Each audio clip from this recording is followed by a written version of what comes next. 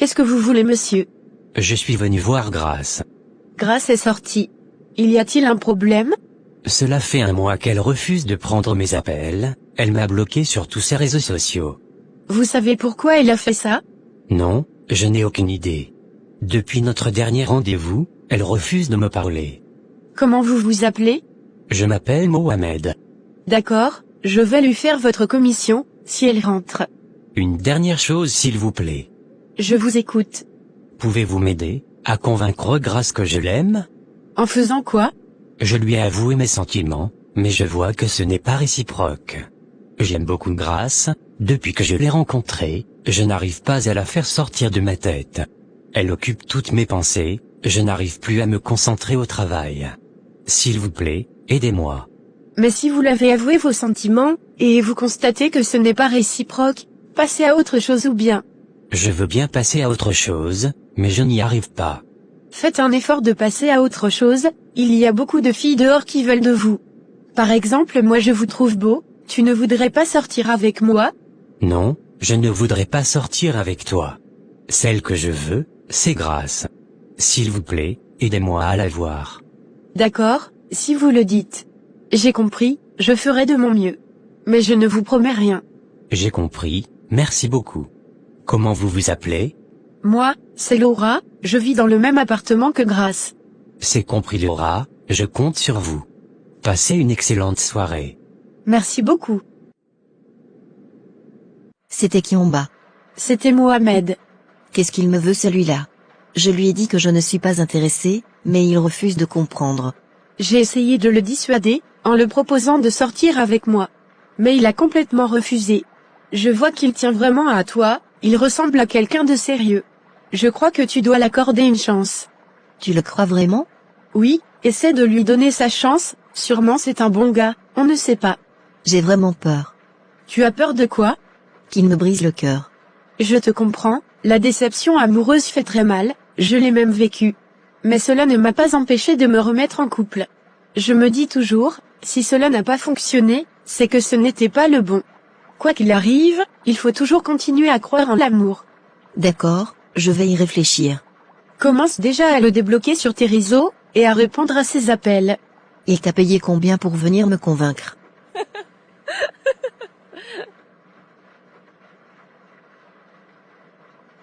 Rien du tout, il m'a rien donné. Mais je pense qu'il mérite une chance. C'est compris, je verrai. Dis-moi, on mange quoi aujourd'hui? Tu veux qu'on mange quoi? Je veux qu'on mange le plat de chez vous, que tu avais fait autrefois. Quel plat? Celui que tu avais fait avec la semoule de manioc, et on a mangé avec le poisson. On appelle ça la tiéké. Atiaka ou atcheke, c'est ça je veux manger. Tu veux manger quelque chose, que tu ne connais pas son nom, ni comment on le prononce. On dit, atiéké. Atié-ké. Répète. Atié. Ké. Atié, ké. Voilà, tu as réussi. Mademoiselle Grace, je veux manger l'atié, ké. C'est compris, quand je finis on ira faire les courses. Merci beaucoup. Merci d'avoir honoré mon rendez-vous. Je t'en prie. Alors, dis-moi comment ça s'est passé ta journée. Elle s'est bien passée, un peu fatigante, mais bon, dans l'ensemble ça va. Et toi? Ça s'est bien passé également. Dieu merci. Alors Grace, je t'écoute. Mohamed, tu sais les relations amoureuses ce n'est pas mon truc. J'ai peur d'être déçue, et blessée. C'est pourquoi, je m'en méfie carrément. Je te comprends, mais sache que je ne suis pas venu pour te faire du mal. Comme je te l'ai dit, je suis prêt à t'épouser, et à faire de toi ma femme. Ce n'est pas le fait de dire que tu vas m'épouser, qui va m'impressionner et penser que tu es sérieux, je ne suis pas ce genre de femme qui aspire totalement au mariage. J'ai mes ambitions, mes projets, mes rêves et des objectifs que je dois atteindre, et cela n'a rien à voir avec le mariage. Donc Mohamed, dis-moi concrètement à part le mariage, qu'est-ce que tu peux m'apporter qui m'aidera à avancer dans la vie et à atteindre mes objectifs? Sache que je soutiendrai tes rêves, je t'aiderai à atteindre tes objectifs, je serai à tes côtés, et ensemble nous irons plus loin. J'ai aussi mes projets et mes rêves, je crois qu'ensemble nous pourrons les réaliser, et devenir ce qu'on a toujours rêvé de devenir. Je serai pour toi un conseiller, un guide et un enseignant, je ferai de toi la femme dont tu as toujours rêvé d'être. C'est déjà bien, je vois que tu es ambitieux. Et je vois aussi, que tu sais où tu vas, car je ne peux pas me mettre avec quelqu'un qui ne sait pas où lui-même il va. Tu as bien raison. Dis-moi quels sont tes rêves? Dans 2 ans, j'ai l'ambition d'implanter une usine de transformation des déchets plastiques en carburant, et aussi du recyclage des matières plastiques. Je suis dans le domaine, je maîtrise parfaitement tous les contours, j'ai déjà élaboré le plan d'affaires, j'ai déjà commencé à mettre de l'argent à côté, et quand tout sera bon j'irai pour le concrétiser. J'ai aussi le rêve de fonder une famille paisible, avoir une bonne femme et intelligente comme toi à mes côtés, qui sera pour moi un pilier, qui va transmettre une bonne éducation à mes enfants, et qui ensemble on va atteindre le sommet. C'est vraiment impressionnant. Selon toi, qu'est-ce qui fait une bonne relation amoureuse? Une bonne relation amoureuse pour moi, c'est une relation dans laquelle les 2 partenaires communiquent sur tout, ils ne se cachent rien, ils se pardonnent l'un et l'autre, ils ne laissent personne se mettre entre eux, ils se comprennent, ils ont des projets d'avenir, ils se donnent des idées pour avancer et ils font des compromis. Tu as effectivement raison, sans la compréhension on n'y peut rien. Dans une relation vous pouvez communiquer, mais si vous ne vous comprenez pas, vous n'irez nulle part. Dis-moi, quelle est la meilleure façon de régler les différends dans une relation amoureuse?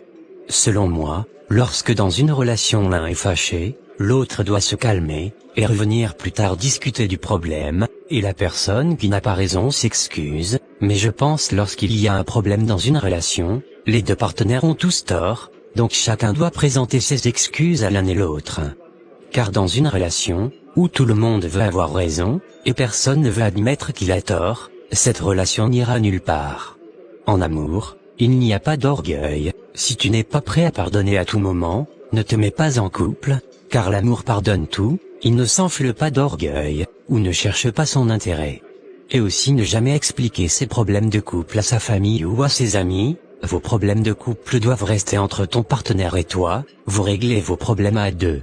Je suis vraiment bluffé, j'aime ta manière de raisonner. Dis-moi qu'est-ce que tu penses de ceux qui trompent leur partenaire?